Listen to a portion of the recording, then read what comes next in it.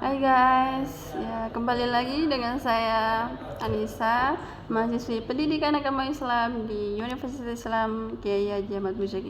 Nah, kemarin saya sudah mereview buku tentang pengantar evaluasi pendidikan, dan sekarang sudah minggu kedua dan saya akan mereview lagi satu buku yang ada di perpustakaan ini. Ya, tentunya tentang pendidikan agama Islam ya kan, yang berkaitan dengan pendidikan lah ya, karena saya itu adalah prodi pendidikan agama Islam. Dan sekarang buku yang akan saya review adalah filsafat untuk umum, seperti itu, filsafat untuk umum. Jadi ini dikarang oleh Bambang Ki Anes dan Radia Juli Ahmad Hambali guys. Ini cetakan pertama bulan September 2003 dengan halaman sebanyak 428. Di dalam buku ini ya sudah menjelaskan dasar-dasar filsafat dengan bahasa yang sederhana. Jadi sudah sederhana seperti itu. Jadi buku ini juga membahas apa itu filsafat, mengapa manusia perlu berfilsafat, dan bagaimana sejarah filsafat itu dari Yunani kuno sampai modern hingga modern guys. Misalnya ketika menjelaskan epistemologi atau teori pengetahuan, buku ini tuh udah memberi contoh tentang bagaimana kita menentukan apakah sebuah informasi di internet itu benar atau tidak. Ini menunjukkan bahwa epistemologi itu sebenarnya kita gunakan setiap hari.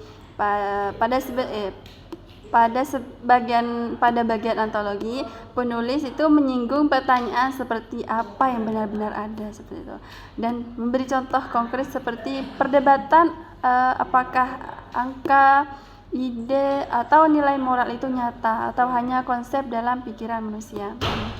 Pada pembahasan aksiologi ditunjukkan bagaimana nilai seperti baik, buruk, dan adil mempengaruhi tindakan. Misalnya, ketika seorang guru itu menilai apakah hukuman pada siswa itu pantas atau tidak.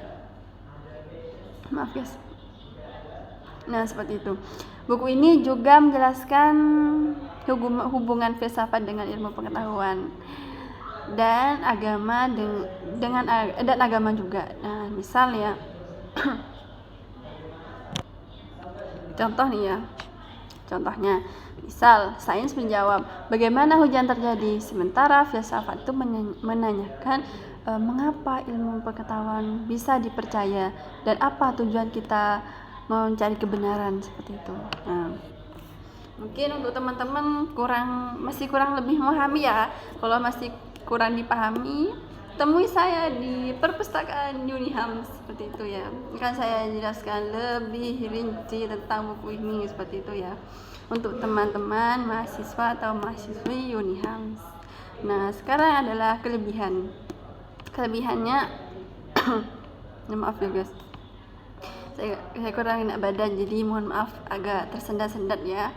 Nah, ini saya akan menjelaskan tentang kelebihan dari buku ini. Nah, salah satunya itu adalah buku ini itu adalah cara penyampaian materinya itu sudah sederhana, relevan dengan kehidupan pembaca. Termasuk saya sendiri. Misalnya ketika menjelaskan logika, penulis menggunakan contoh argumen sehari-hari seperti jika semua manusia itu mati, Andi adalah manusia. Berarti Andi pasti mati, seperti itu. Nah, contoh ini tuh membuat mahasiswa pemula memahami bagaimana kesimpulan logis dibentuk, seperti itu guys. Nah, pada bagian tentang nilai moral, penulisan itu sudah memberikan contoh nyata seperti dilema apakah boleh berbohong untuk menyelamatkan perasaan teman, seperti itu, atau membuat gini guys. Ini kan membuat konsep etika menjadi mudah dipahami ya. Itu penulis juga menyertakan tabel ringkas yang menjelaskan perbedaan aliran filsafat. Misalnya, rasionalisme itu kan kebenaran diperoleh lewat akal, contoh matematika. Nah, empirisme kebenaran yang diperoleh dari pengalaman, contoh belajar mengenali warna dengan melihat langsung, seperti itu. Jadi contoh-contoh yang sudah saya sebutkan tadi itu bisa membantu mahasiswa semester 1, 2, 3 merasa bahwa filsafat bukan sesuatu yang tinggi, tetapi justru dekat dengan keseharian mereka, seperti itu. Nah, sekarang adalah kekurangan dari buku ini, guys. Nah, kekurangan dari buku ini itu karena buku ini itu bersifat pengantar ya. Jadi beberapa aliran filsafat hanya dijelaskan secara sangat ringkas, tidak mendalam. Misal nih, kita membahas eksistensialisme.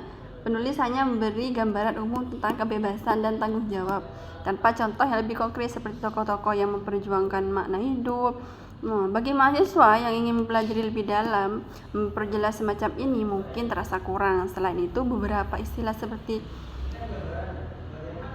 metafisika modern disebutkan tanpa penjabaran contoh yang cukup, sehingga pembaca baru mungkin memerlukan penjelasan tambahan dari dosen atau buku yang lain. Tidak hanya buku ini gitu kan, ini hanya pengantar, guys. Ini hanya pengantar.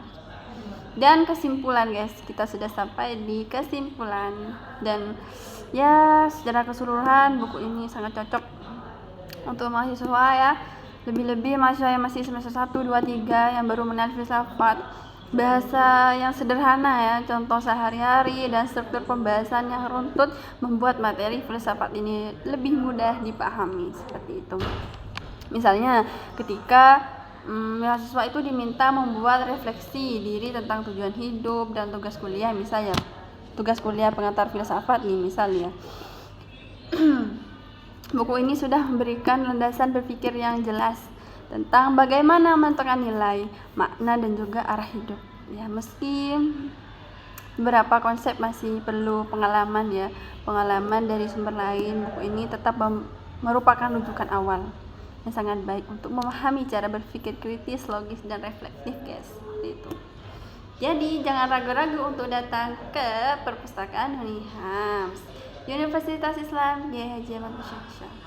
Jadi kalau kalian ke Unihams ingin membaca buku ini ya, buku filsafat untuk umum, bisa langsung temui saya atau teman-teman saya seperti itu untuk membaca buku ini ya. Kalau kalian penasaran atau kalian ada tugas tentang filsafat seperti itu, karena dari kemarin itu banyak mahasiswa yang menanyakan tentang filsafat. Nah, sekalian saya review sekalian ini bukunya seperti itu. Mungkin kalian setelah melihat video ini akan menemukan gambaran, oh ini cocok nih dengan tugas saya gitu. Segera datangi perpustakaan Unihams, Universitas Islam Kiai Haji Ahmad Syah. Bye bye, makasih guys.